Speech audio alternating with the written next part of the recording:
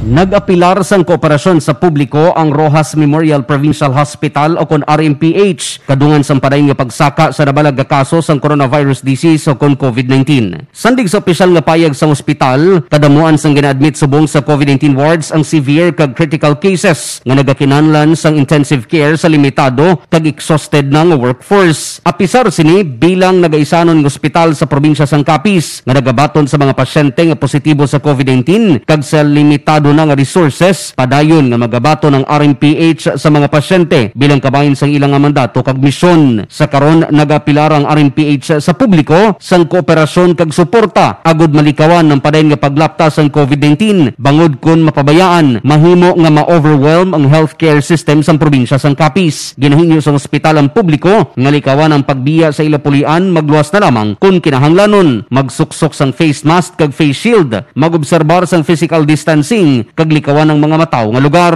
Nagapati ang RMPH nga malampuasa nato ng away sa COVID-19 kung magabuligay ang tanan. Balita nagikan sa probinsya sang Capiz. Ini si kabanderang Roldan Bisana Villarreal, nagabandera sa matud nga serbisyo publiko kag kalingawan sa Western Visayas. Radyo Bandera.